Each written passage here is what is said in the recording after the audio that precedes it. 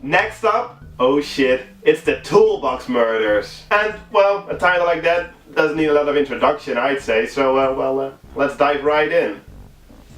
So, while I had never heard of titles like The Slayer or Terror Eyes, I'd actually been wanting to see this one since forever, but I never did until, just recently. The infamous Toolbox Murders. Well, we've already seen the Driller Killer, so why not just check out a guy that uses whatever he finds in a toolbox? Because that's basically how this movie starts. Just a guy in a ski mask with a toolbox going around killing women. Boom, boom.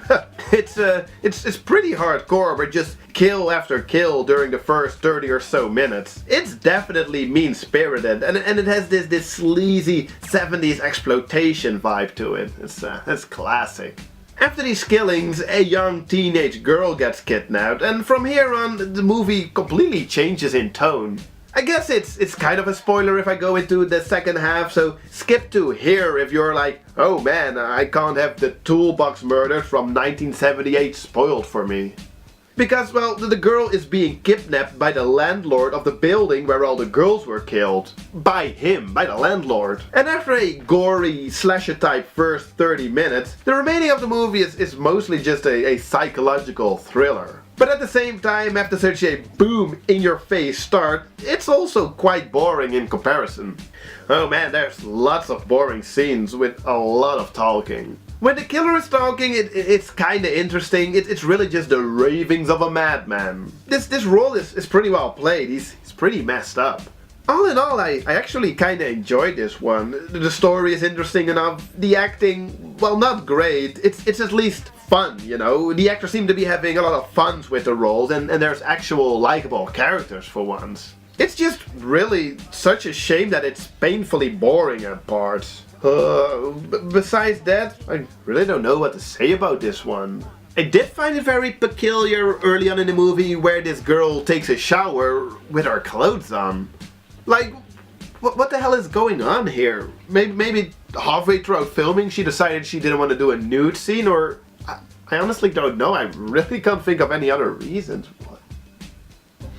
It's just one of the mysteries of the Toolbox Murders, I guess. The movie itself, well, you know, it's just a piece of late 70s exploitation, but it does seem to explore a little more than just a gore fest. It's just a shame that, you know, like I said, that the movie is quite boring and dull at times, because really, in all honesty, otherwise it could have been quite a classic, I'd say.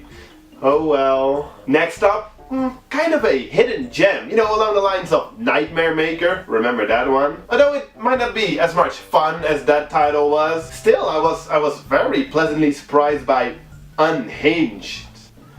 Unhinged? What does it mean? Well, let's see and find out.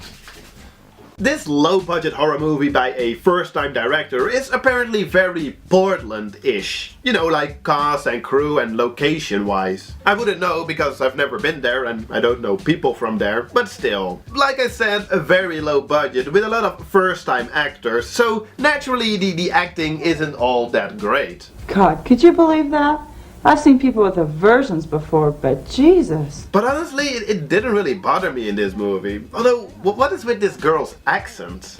Oh well, I'm not gonna lose any sleep over it. I just hope the roads get cleared so we can get the hell out of here. What is that? Is that how people from Portland or Oregon in general talk like? I don't know, I kind of like it.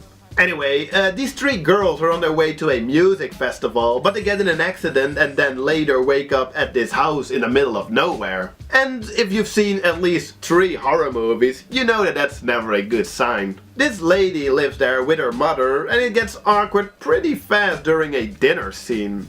She thinks nothing at all of lying to me, of taking advantage of my crippled condition to defile the sanctity of our home. Mother! Deny it, you slut!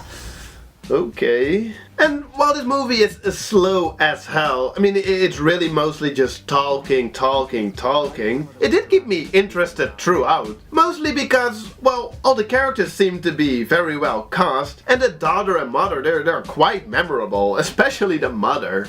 But I will not allow you to... You what? You will not allow? Since when did you assume that you had the capacity to allow or disallow anything? Another unexpected show stealer for me was the soundtrack. It's it's pretty badass.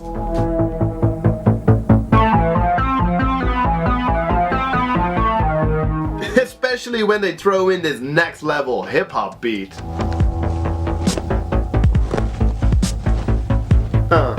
Yeah, that's pretty cool. Yeah, unhinged, pretty cool, and as it turns out, not that typical. Yeah, not your everyday slasher flick. It looks cheap, but they surely made the best of it. And that's some real talk, because really, it's just such an offbeat horror movie. I mostly just really liked it for the mystery aspect of it. I mean, sure, there are some killings, but really not a lot, which made me wonder why this one made it to the Video Nasties list. But then again, I kinda gave up wondering about that when we covered titles like I Miss You, Hugs and Kisses. So, without spoiling the movie any further, I just want to conclude that I quite enjoyed this one. It's very different from all the other early 80 horror movies on this list, and with a running time of only 80 minutes, there's really no excuse to just check this one out one day. The biggest problem I have with this movie, or, well, you know, like potential biggest problem, is I think it's not all that rewatchable. I mean, I've only seen it once now, but I can imagine if you watch this for a second or third time, you know, that it just might be a little boring. Because, well, after all, it is just a lot of talking, and, you know, the first time it's like, oh, it's pretty cool. But I can imagine, you know, that might get a little boring. But still, cool stuff. It's always exciting to be surprised by a video nasty. You're like, oh wow, this one was actually pretty good. So I'm all happy now. Let's see if we can keep that up till the end of this video, because there's one more movie, and that's Visiting Hours.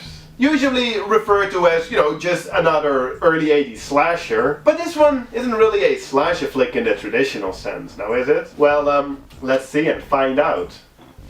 I mean, yeah, sure, there's this guy stalking and killing people, but we basically know from the get-go who the guy is. And he's really after just this one person. That person is this lady, a feminist TV personality or like a journalist. And the killer is this guy, a creepy dude who doesn't like any of that pro-women bullshit.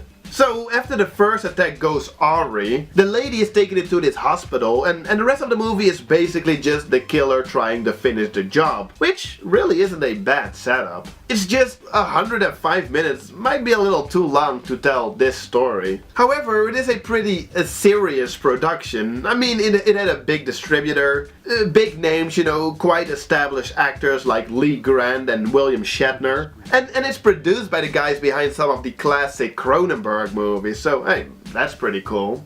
The movie itself, well, it's okay. My biggest problem, like I sort of said just now, it's the pacing. It's just too long and too slow. Which is a shame, because when something does actually happen, it can be quite suspenseful. Plus, this nurse, she's just the cutest. That always helps. It's just, well, just because it was released in the early 80s, you shouldn't expect it to follow the standard slasher formula. It really feels much more serious than your average slasher flick. You know, as if they were trying to make a serious point here. You know, a point mostly about the women's struggle for power in a man's world.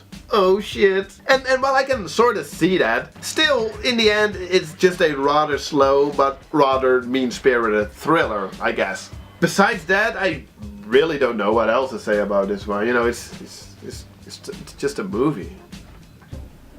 Because really, it's just nothing mind-blowing. It's just that. Still, I kind of liked it. I mean, well, I dozed off a couple of times, well, you know, when I was rewatching the movie before I started working on this video. But then again, I can't really blame the movie for that. I mean, sometimes I watch up to 3 or more of these video nasties in a row before I start working on a video. And, you know, with these video nasties, which in general can often be described as a little boring, dozing off is just part of the job. But hey, worth it. And well, I hope you guys agree with that. I hope you enjoyed this video, because it's, well, the next one is gonna be the last Video Nasties video ever. I mean, then I've covered all 72 of them, so whoa. Time flies when you're trying to stay awake while watching movies. Anyway, hope to see you guys next time. Have a nice day.